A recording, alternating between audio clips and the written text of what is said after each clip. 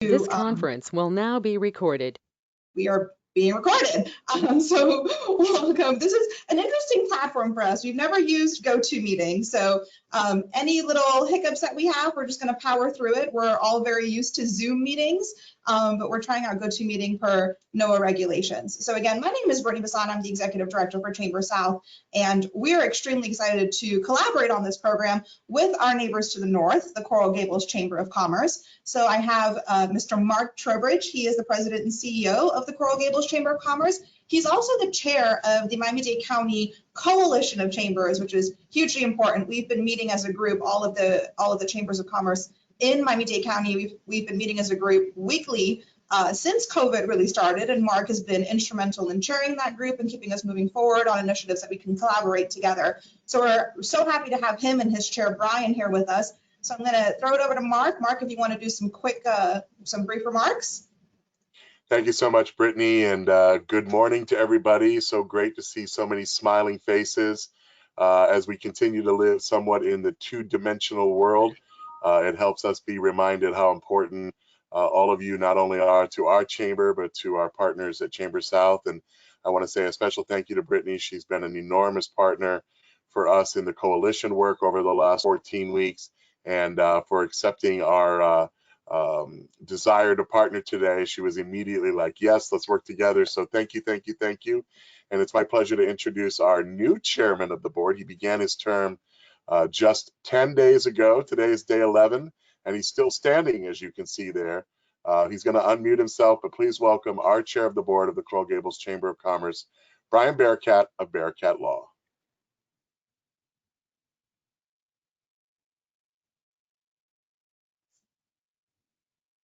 Brian, I think we need to unmute you. There you are. Hi, everybody. Brian Bearcat. Thank you so much for having us. Now that I know that the meeting is being recorded, I've eliminated most of what I was going to say.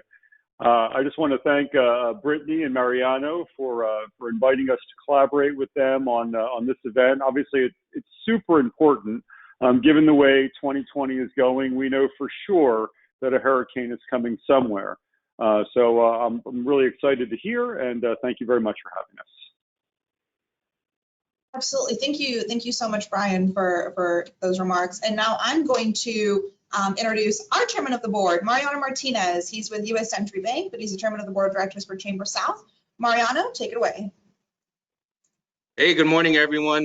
This is Mariano Martinez. I'm the chairman for ChamberSOUTH. I'm a senior vice president over at U.S. Century Bank. We're so excited to have Ken join us today. I want to thank Mark and Brian and the Coral Gables Chamber for joining us. It's great to collaborate with you guys. I know you both, and the more we can do together to get through this time, I think the better for all of us in the community. So hopefully we can continue to collaborate on a few things. So I want to welcome the rest of you for joining us, my board of directors. We have some great support from a couple people today. Our presenting sponsor, which is Florida Power and Light, and our gold sponsor, which is Mr. Paolo Simonetti with One Premier International Realty. Thank you all for your support in putting this together. It's kind of a new way that we're trying to do events and things. Obviously, with everything going on, we're not able to see each other at breakfast or lunches or other events, but we are able to connect and do things such as this. So we'll continue to do this and bring as much as we can to continue to connect everyone and support the community. So I want to go ahead and introduce Baldwin English. He's one of our board of directors with Florida Power and Light. They've been hugely supportive of ChamberSOUTH throughout this entire pandemic process. He's going to give a couple remarks, obviously something very relevant to the season and things that can happen, and he has some information for us. So Baldwin, take it away. Thank you, Mariano, for the introduction. Thank you to both chambers for the opportunity to be a part of this, annual, most important discussion. When I think about 2020, where we are, it's going to be one of those years that we'll always remember in history. Those dates, those years that always stick out, whether we're talking about Pearl Harbor or 9/11. When we look at the virus, the novel coronavirus, it's had a significant impact on our health, as well as our economics, as well as the social fabric of our nation.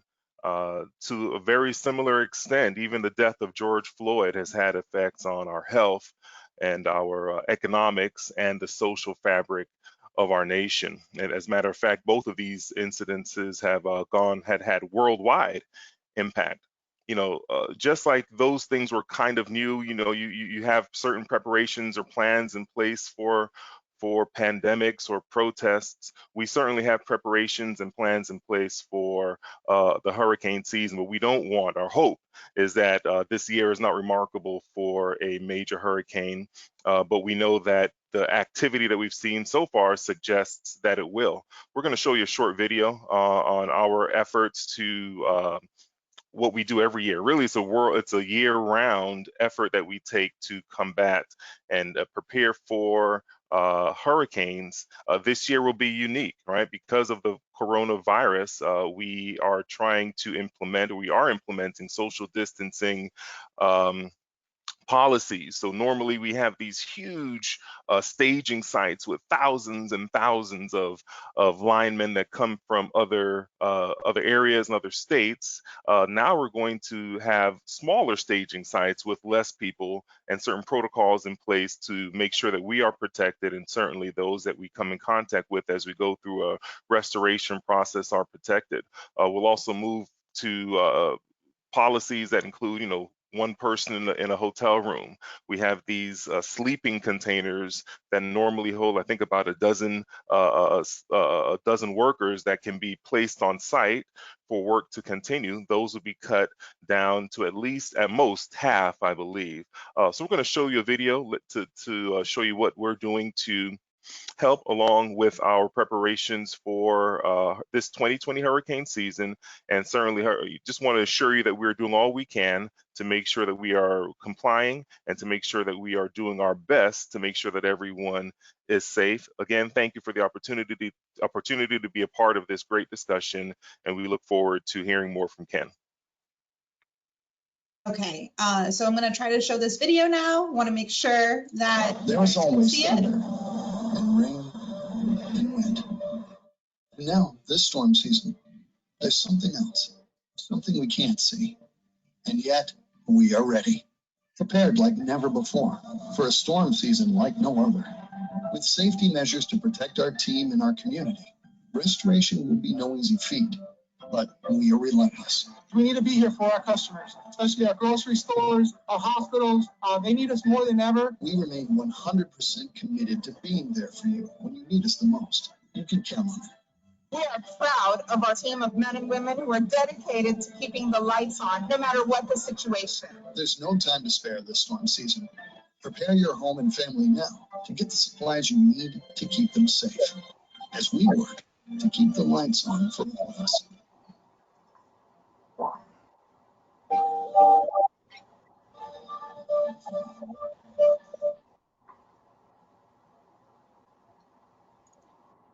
Okay. So I hope that worked properly. Again, we're still learning this GoToMeeting platform, but I think it worked well. So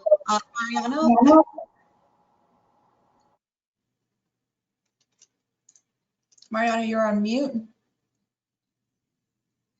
There we go. There we go. So thanks again, Baldwin, for going ahead and sponsoring the event and giving us some information on FPL. We thank you for all your support. So today we have the pleasure of having Ken Graham. He's the National Hurricane Center Director. He's joined us the past few years in our yearly panel for hurricane preparedness. This year we have the pleasure of having him all to ourselves. So he's been kind enough to join us today and in our collaboration with the Coral Gables Chamber to give us information. As we can already see, is already an active hurricane season. So I just want to give you a little background on Ken Graham. He previously led the National Weather Service Weather Forecast Office in the New Orleans, Baton Rouge region as a meteorologist in charge with responsibility for providing life-saving forecasts and warnings to people living in the weather vulnerable Gulf region. As a meteorologist in charge in New Orleans, he led his team to serve 22 Louisiana parishes and 8 Mississippi counties and directly supported 7 separate $1 billion loss weather events since 2008. In addition to his role as a meteorologist in charge in New Orleans, he served as a systems operations chief at Southern Region headquarters and as a chief of meteorological services at NWS headquarters. He was also the meteorologist in charge at NWS forecast offices in Corpus Christi, Texas, and Birmingham, Alabama. He began his National Weather Service career as an intern forecaster in New Orleans in 1994, and he served twice as chairman of the New Orleans Federal Executive Board and was elected a board member of the Louisiana Emergency Preparedness Association, member of the National Weather Service Association, and American Meteorological Society. He received a Bachelor's of Atmospheric Science degree at the University of Arizona, and he attended Mississippi State University, where he earned a Master of Science degree in Geosciences. He has a presentation here for us today, and once again, we thank him for joining us. Go ahead, Ken. Oh, thank you, everybody, for this invitation. It's wonderful. Brittany, I think I need to be made presenter. I had it before, but then there it is. So yeah, I have a presentation today. It's just wonderful to see everybody. What a new world. We're all in this Brady Bunch mode on the screen. So thanks for the adjustment. We are not allowed to use Zoom. It is drilled in our head daily. So I appreciate the adjustment today to accommodate us, that's for sure. But you know, we've had everybody, you know, a hurricane, people come into the office. We've been trying to keep people at home as well, trying to do some of their work. So these have been great platforms to be able to do it. And I'm a recovering extrovert. So I've told the staff several times in these meetings, it started off with, I miss you. And I think last week I ended the meeting with, I love you. And I hung up and I go, what have I done? So anyway, that's happened. It's just a new kind of world. So I'm going to share my screen, and if I get some confirmation that it works. Can you all see it? Yes, we can, Brett. Hey, so I'm going to start it off here and go full screen. Hopefully that looks pretty good. Yep, I can see that you can see it. So, hey, you know, this year, the presentations this year and some of the outreach for hurricane season, you know, we got a quick start to it, that's for sure. The earliest we've ever had the sea storm that we have on record, so definitely a quick start to the season. But I guess the older you get, you start reflecting on life and looking back at the last 25 years on the Weather Service and 27 years of doing this. You know, there's been so many different hurricanes, so many different events, and I started just writing down some top 10 lessons that I've seen over the years. And I just wanted to share that with everybody today. So it's a little different than the normal presentation, but hopefully you'll be able to kind of take away a few things. First of all, the season itself, you've seen the predictions already. The NOAA prediction definitely going to be looking at an above average type of season. I mean, 13 to 19 named storms, so it's going to be busy. But remember, this isn't necessarily a forecast by any means of landfall. I've seen busy seasons where they recurve. I've seen in 2005 was a busy season, but hit, you know, many landfalls that year, including Katrina and Rita. And so it just depends on the season. And remember 2004, crisscrossing Florida. Every season's different. We always talk about not comparing hurricanes. You can't compare seasons as well. So we got to prepare for an active season. And it's interesting with the names themselves. It's the earliest we've ever had to cross off 3 of them, that's for sure. So Cristobal in the Gulf, we already had that system with, you know, think about, you know, not just a tropical storm. We never say those type of things. We had a 5 to 6 foot storm surge with Cristobal and torrential rainfall. So lots of impacts already and a quick start to the season. I did want to cover a couple changes this year before I get into the top 10 list. We got some new tools for you this year. These are brand new. And I wanted to show you a storm surge forecast graphic and also a 60-hour forecast point. And I'll show you why that matters here in a second. So this is a new map. It's brand new. Perhaps you saw it during Cristobal. It's just a quick way to see some of the areas of concern we have with storm surge. So it's a quick way to, you can use it in your briefings. You can use it in social media. It's just a way to start looking at some trouble spots that we have. So that's going to be brand new this year. Now we tested it out with Cristobal and we got some great feedback. So we're open to feedback. We're hoping to get more feedback. We already had some and maybe trying to color code the different values. So we've already got some great feedback. So we're working on this. You'll have this this year for you all to use. The other one, you're going to see a new dot, a brand new dot on the map. When you look at the cone, the 60-hour forecast information, we've put that on the map.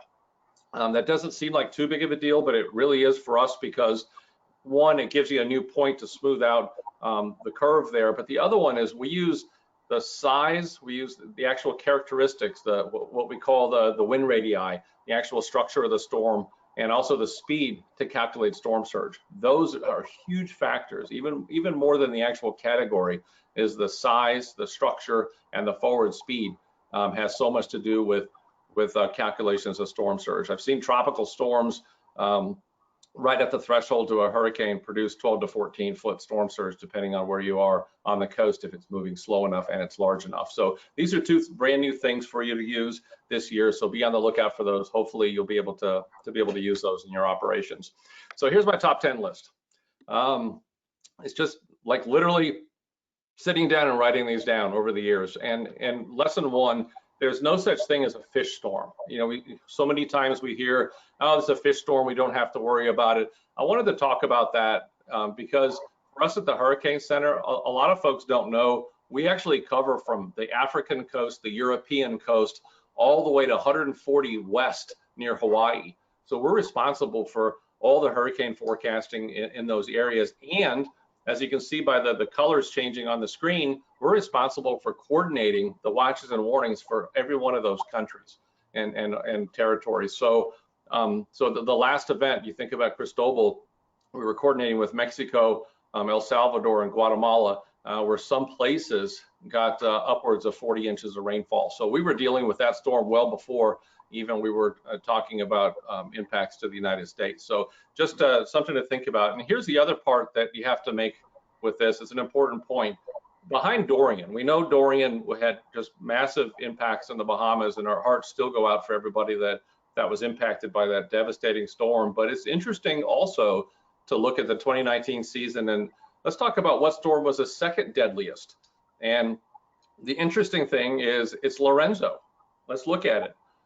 I can see when you all see the graphic, you can see the graphic. Look how far out that was. I mean, this is Lorenzo, strong storm, absolutely. Look how far out in the Atlantic, look how far away from the United States. But this is the second most fatalities we had last year with 19, partly because the Bourbon Road. 11 folks lost their lives on that boat. 3 were rescued. Interesting enough, the Tropical Analysis Forecast branch in this building was providing latitude longitude forecasts for that search and rescue operation. And the NOAA hurricane hunters actually diverted the Hurricane Hunter P3 out to help in that search and rescue operation as well. So something that's not widely known, but that was we're trying to help out with all that. But this is the other part too. There were 8 rip current deaths in the United States. Look how far this storm is away. From Florida to Rhode Island, 8 people lost their lives in the U.S. because of rip currents with the swells and the waves coming off of this strong storm, reaching all the way across the Atlantic to the U.S. coast. So there's no such thing as a fish storm. You got to listen for the impacts, and when we're talking about rip currents, the beaches become dangerous at times. So it's good to get that word out. So lesson number 2. Be careful looking at your favorite model. And it's become, you know, I can look back at my career, probably only 15, maybe 18 years ago, we had to enter in a secret password to be able to look at all the model tracks, the spaghetti plots. Now it's on your phone, it's readily available on television, the internet, you can get them pretty easy, but you gotta be real careful using those lines, because what happens is, and it actually is a weird thing to say, but based on your personality type, you could be one that chooses all those lines that miss us, we're good, or wow, one of those lines hit us in 10 days, we better get ready. So, you know, and it becomes dangerous, and I'll show you why here in a second. And the other part of it is this model was the best last time, I'm going to use it this time. So just some things that happen on a regular basis. So let's look at the dangers of doing that. So leaps in track forecasting. We have made just an incredible scientific progress when it comes to hurricane track forecasting. You can see the 1960s, the track error in the hundreds of miles, and then compare it to the way it is now, and basically cutting that error down so much. So a testimony to observational networks, computing power, modeling, just amazing how much we've been able to cut the track error forecast. So this is a takeaway. When you go back in history, and it's interesting when you go 2017 to 2019, just modern history, we're beating the models every time. The actual National Hurricane Center forecast beats the models every single time. So the takeaway there is, you look at one line, we're looking 40 deviations of that line, and in some cases 60 different deviations. We're looking at hundreds of those lines and using years of experience to put those together and computers to blend those together and come up with a forecast. So the takeaway here is, especially when you get into the extended forecast, there could be so much error. I mean, at 7 to 10 days, there could be 1,000-mile error by the time you get that far out. So our forecast is beating those models. So just encouraging everybody, we just keep paying attention to that official forecast. It's the best one out there. Why does this even matter? This is why it matters. In 1990, this would have been the cone for Hurricane Dorian. Think about that for a second. In 1990, this would have been the cone. And 3 days out, this would have meant evacuations of all of Florida, practically. South Florida, everybody would have had to evacuate if this was 1990. It's kind of interesting. And bring it to today, that's the cone today. It's staggering. And that matters, right? Because if you don't have to evacuate, we don't want to evacuate. So that's the cone today, and that's made a huge difference if you look at history to today. So that's why we take it so serious. That's why we take that track error so seriously, so we can do a better job. Lesson number 3. This is a big one for me. I always talk about this. The impacts are so far outside the cone. I mean, it's the cone is based, remember, the cone is based on our average error over the last 5 years. So we take how well we do over the last 5 years. The better we do, the smaller the cone. If we have a couple off years, the cone could grow. The cone could actually get better, but you've seen that we're improving, so the cone keeps getting smaller. Now we have a lot of impacts outside the cone. And we saw it. Remember Irma and what happened in Miami. Remember Irma and what happened in Jacksonville with all that storm surge well outside that cone. So this is a big one to remember. And we're trying so hard to be able to look at how to improve the graphics to be able to show these impacts on one map. And I'll tell you in a little bit, but we have 9 social science projects going on right as we speak to come back and give us some feedback on our website, feedback on the cone. What could we do differently to be able to show those impacts on the map? The left graphic, you can see the size of the storm relative to the actual track. The track's just about the error, and we expect the storm center to be in that track inside that cone 2/3 of the time. So 1/3 of the time you can actually have the actual storm outside that cone. On the right side, the orange blob right there, that's wind. So think about the wind field so far outside the cone. You get storm surge outside the cone, rain outside the cone. You can have, from that storm there, you can have a rain band up in the Carolinas producing tornadoes and torrential rain, and look how far that could be away. So something to always remember with these storms that can happen. And here's a stat that's important to remember. I always talk about there's no such thing as just a tropical storm or just a Category 1. Every one of them have to be taken serious. You have to listen to the impacts, because since 2010, Category 1 hurricanes have killed 175 people and $105 billion worth of damage. Cat 1s, just Cat 1s. So it's something just to remember. You have to take these serious. You have to listen to the impacts and where those are going to be. Lesson 4. Social science matters. I'm pushing a huge social science agenda since I got this job a couple years ago. Look, we could have a perfect forecast, and you can see it's getting better and better. But unless we provide graphics, unless we provide communications and talking points that are actionable and actually are understood, then the rest of it fails. So social science part of it matters so much. And this is just one example of some of the graphics that there was meteorologists, oceanographers, and social scientists all in the room hashing out what something like this would look at. It was amazing to hear the different perspectives, and we've had a lot of comments on this graphic. This is something that, if you're not familiar with it, please use it. This is an important graphic. This is the arrival of tropical storm force winds. In other words, when those winds arrive, you don't want to have plywood outside. Carrying plywood becomes dangerous. You don't want to be on a ladder. You don't want to be on a roof. It matters whether it's FPL or somebody just boarding up their house. It's dangerous at that point. So this is very helpful. You can see kind of when you need to be ready, when you need to have everything wrapped up, is what this graphic helps people with. So anyway, that's just one example that you can have with the time and the probabilities of those. And there's thousands of tracks that go into here. It's not just the one storm. We left, right, bigger, smaller, faster, slower. We throw everything that we can at this graphic, and that way it stays more consistent than it would if it was just one storm with wiggles and wobbles and changes there. So it becomes a very important graphic. These are other examples that went through social science. The colors, the inundation, the lines.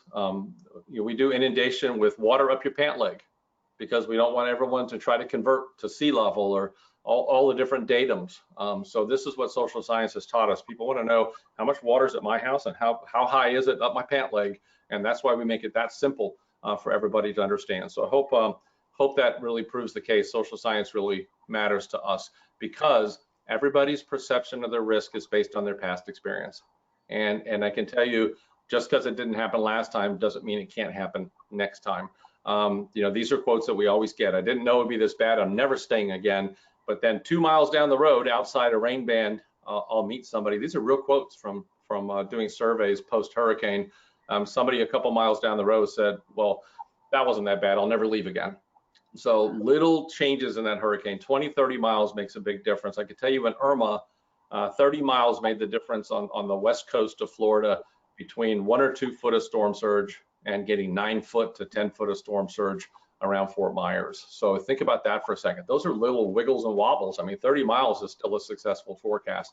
So that's why we always tell people you just can't take a chance with these things.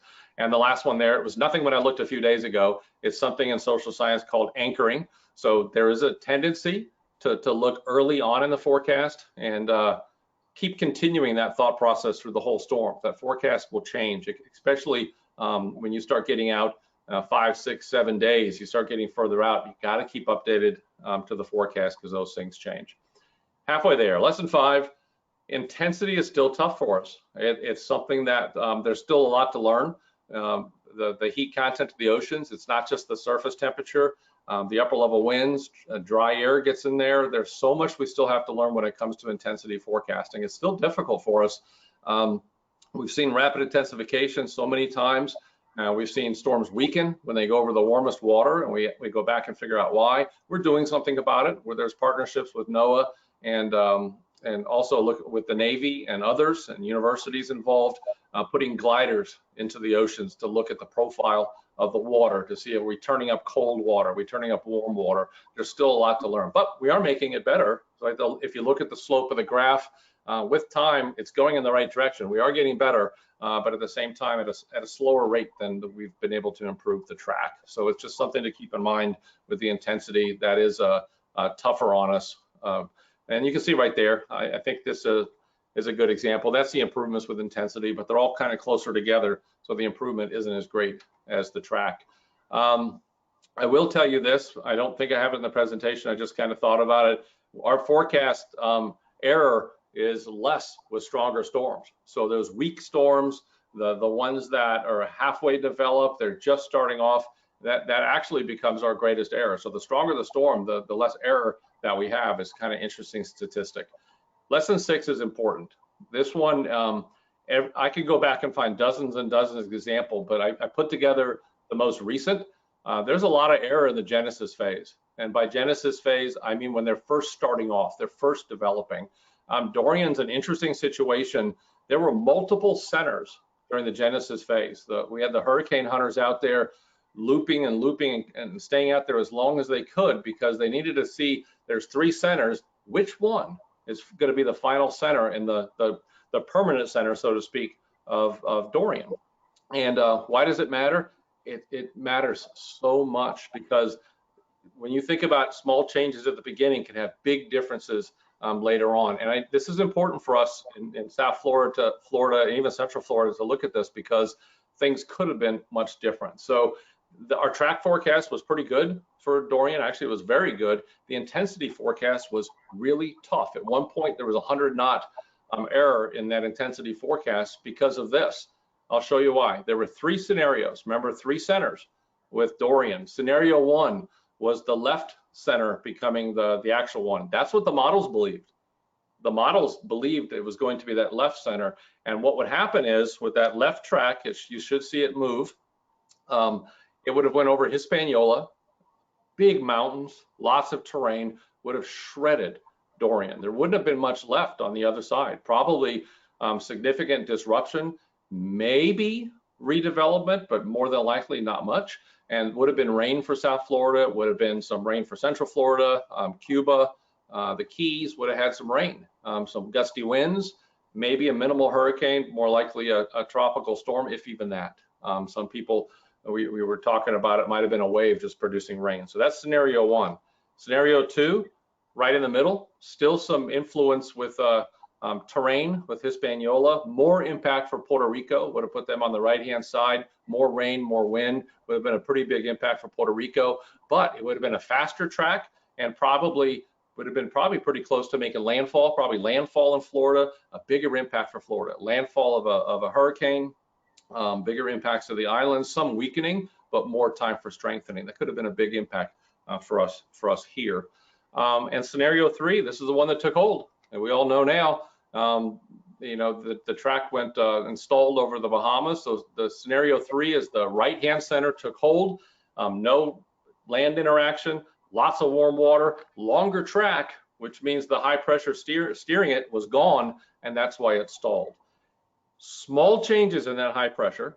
If the high pressure stayed another 24 hours, we have to realize that could have stalled over Florida, and that would have devastating impacts, of course, for our state. So I just want to be clear, these small changes in the atmosphere, just because it didn't happen with Dorian doesn't mean it couldn't happen with some small changes. It's just something to come to grips with as we prepare for these type of things. So of course, devastating impacts to the Bahamas, especially stalling at Category 5. So anyway, I just wanted to kind of, this is all brand new material, so I just wanted to share it with you. I think it's interesting to really look at those scenarios. And there's the track forecast for Dorian, not bad.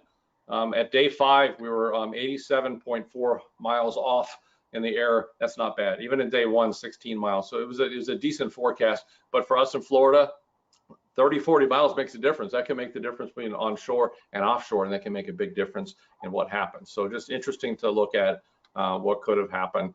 And then to wrap it up with that lesson, look how far we've come. This is Floyd. Anybody remember Floyd, 1999? I think a lot of us remember it.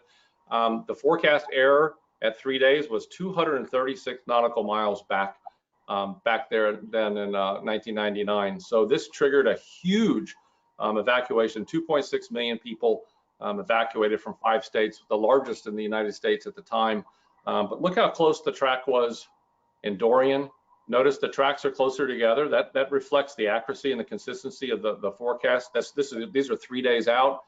At 3 days, the average was about 35 miles in this case, and about 3 million people didn't have to evacuate. Think about that for a second. I mean, that's staggering, just going back to 1999 and the difference in our ability to do the forecast.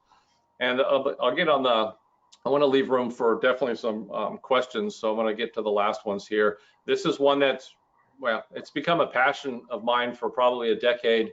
And you know, when you close your eyes, what do you think of when you think of a hurricane? I think I presented this to you all last year. And you know, since you all probably have seen this, you may think of something different, but a lot of the public talks, people still say the wind. They see the palm trees, they see somebody outside. It's always about the wind. The reality of it is, lesson 7, it's by far water is what's hurting people. And I really encourage us to keep having this conversation, because we lose a lot of lives because of water. 90% of the fatalities directly involved with these tropical systems historically has been from the water. Half in storm surge. That's why we evacuate the evacuation zones. That's based on storm surge. That's based on modeling of the storm surge and looking at who's in danger from that storm surge. Half the fatalities in storm surge, just incredibly dangerous and powerful water that comes in. The other stat here, 27% is inland rain. It's rainfall. And you know, you look at that, and that's something that could happen not just on the coast, but well inland. 400 or 500. Look at Cristobal and the rainfall that was produced up in Wisconsin and up north. So it's something to think about. Inland rain, these tropical systems, it's not just coastal, it's well inland. Take 2016 to 2018, 83% of the fatalities was related to that rainfall.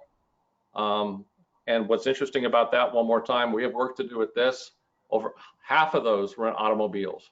So it's in cars, driving past barricades into the water. It's something that we're continuously trying to message to try to prevent. So the last couple, lesson 8, It's not over till it's over. I was going to put ain't in there, but I decided ain't in a presentation may not be good, but isn't over till it's over. The storm's passed me, I'm safe now. That's what people think. It's past me, I'm safe. And we see over and over, sometimes depending on the wind direction, the highest storm surge could come well after the storm passes you, depending on the wind. There's still impacts well after the storm. I've seen rain bands 3 days after a storm where somebody didn't get a drop of rain, but they got flooded out 3 days after landfall. That can happen. So it's so important to keep the eye on this well after that landfall is just a huge thing. And I did want to talk about this. This is important too. We talk about direct fatalities, the water, you know, we always talk about those, but there's longer term impacts. The indirect fatalities from tropical systems are staggering, and in some cases, more fatalities than direct. This is a conversation that I'm pushing, and we're having more talks on this. And the number one cause of indirect fatalities historically is cardiac arrest. Some of those in evacuations, and that's why we always try to prevent the evacuations if we can and try to make them as targeted as possible. But this is a big one to talk about. It's you know, I remember after Katrina how hot it was, and you know, I talked, you know, you got looking for food and water. So it's not just getting through the storm, it's the impacts well afterwards. It's something to think about. Another one, this is brand new for this year. I wanted to share it with you. You know, you look at the data and you look at the most vulnerable in our community. That's where we need to be targeting a lot of the outreach. You know, because if you look, and we're trying to put more information on this together so everybody has it to work on this together. But over 60 years old, you're 8 times more likely to be a victim of a tropical cyclone than under 21. That's pretty staggering. It's really staggering. So I really encourage us. I know we're socializing that more in presentations and social media to take care of the most vulnerable in our communities. Lesson 9. This is one that's also important because storms don't care about your timeline, period. You know, Hurricane Florence will give us 10 days notice, but by nature of the storm, Hurricane Michael, it should be switching on your screen now, 3 to 4 days notice. That's all you get. It wasn't there. So, so by nature of this, it's so important, so critical that we take our timelines, whether it's a business or your personal timeline in your family. If it's, you know, you have a 5-day plan, 7-day plan, I've seen 14 to 20-day plans, and it's well beyond our skill to even forecast that.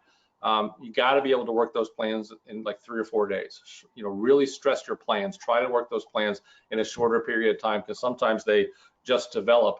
And a staggering stat is this: there's only been 4 Category 5 storms to hit the continental United States. There's only been 4. The Labor Day storm impacts on Florida.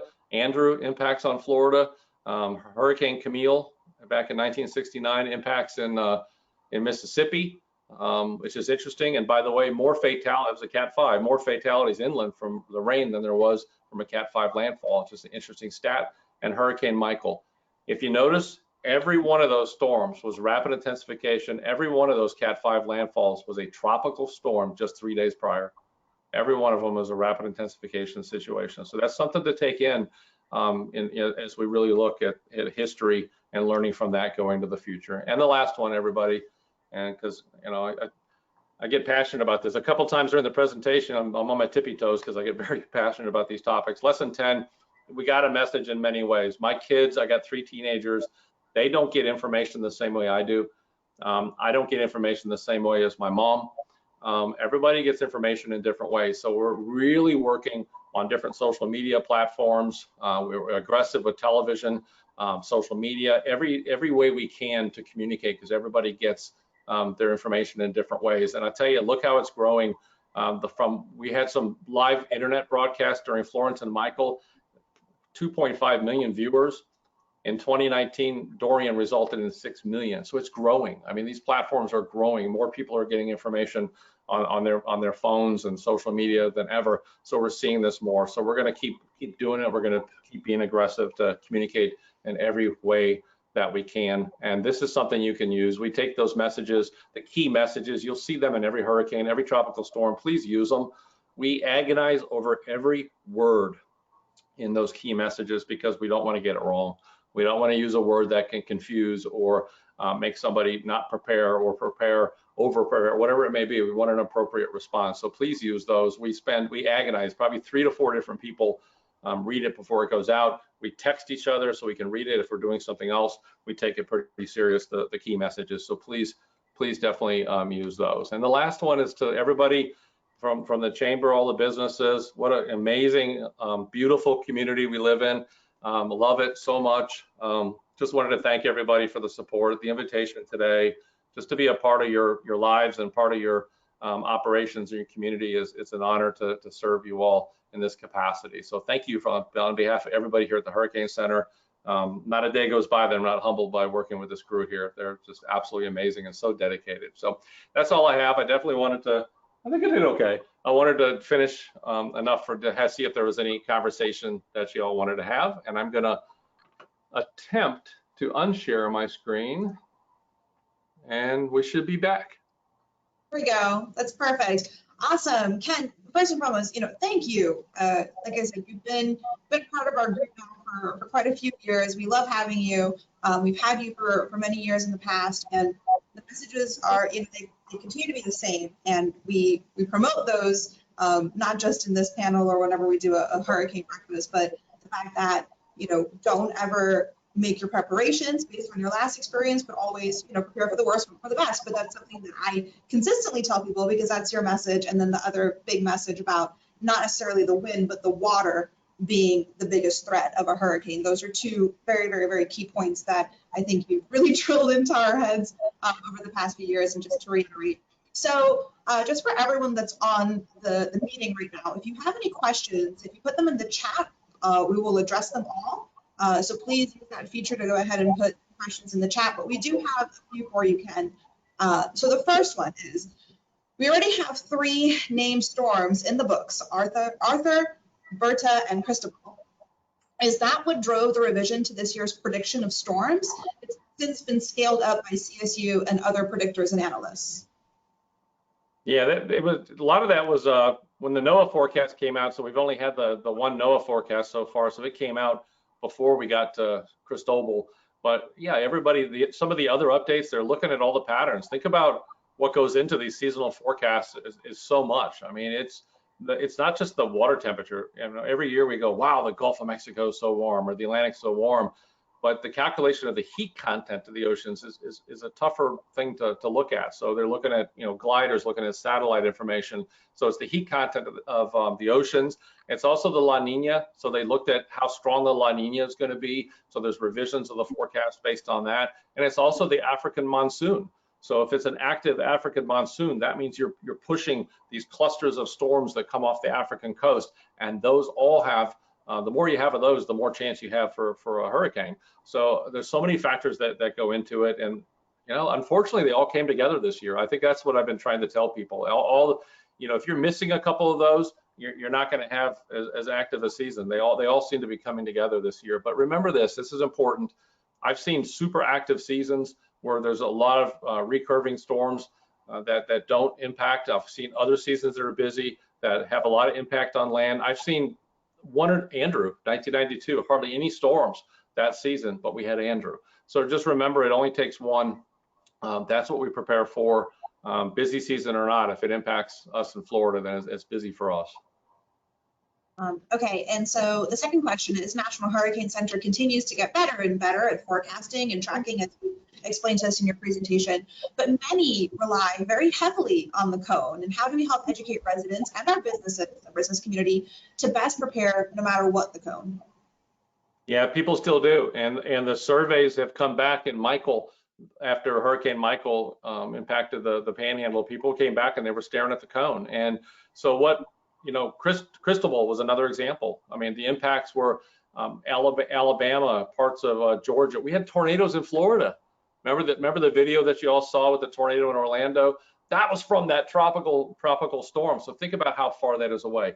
That's why we have those social science projects going on. We got to do better. We're desperate to do better, but how do you show all those impacts on one map without it being too complicated or a mess, right? So we're going to get the social science data. I can't wait. Maybe I'll have some data next year to share with you. Definitely the next couple of years, I'll be able to share some of that data that comes in and talk about a game plan that we're going to put together to make things better. But we got to keep telling people these impacts are well outside the cone. I think it's such an important thing. And those graphics I showed you in one of those lessons, you can see how far away those impacts were. Just if you wonder about it, think of Cristobal and think about tornadoes in Florida, and that's how far away some of those impacts can stretch. Absolutely, it's a great great information for us to have. So we have a question here. Someone just on their own curiosity, they're wondering, what is the main statistical tool or software that you use to model and forecast storms? Well, part of it is the actual models. So I mean, there's two things. One, how we display it and how we put it together. But first, we use an assortment of models. Everyone's heard of the American model, the European model. We got models specifically for hurricanes. So all of those have what we call ensembles. So it's not just one line, it's dozens and dozens, if not 50 lines in a certain model that we can put together. So part of it comes from that. There's software that we have here at the Hurricane Center that we can take all of that, put it in, do some blending, or if a model's not performing well, we can say, hey, let's not put so much emphasis on that model. Let's look at this one some more. So that takes expertise. That takes the meteorologists with decades and decades. I mean, some folks here have been here for 40 years. All that experience comes together to be able to put together that forecast, that line, and then associate a cone with it. So we have software that does that in our systems, and then you run some scripts, and then by IT magic, it populates everything that you all see on the website for you to use. But if you haven't seen it lately, there's more tools on that website than we had last year. There's that storm surge map, but there's also rainfall information. If you go to that storm, you have all sorts of discussions, the cone, storm surge information, rain, and wind information, probabilistic stuff that maybe you want to use in your business. Maybe you're looking at probabilistic information for that. So please use it. There's a ton of stuff on there, and we have all those tools in-house that we able to share with everybody during any storm. Perfect. So there's some more questions. You have some really interesting ones. Is there any discussion on establishing a Category 6 based on what seems to be increasingly powerful storms?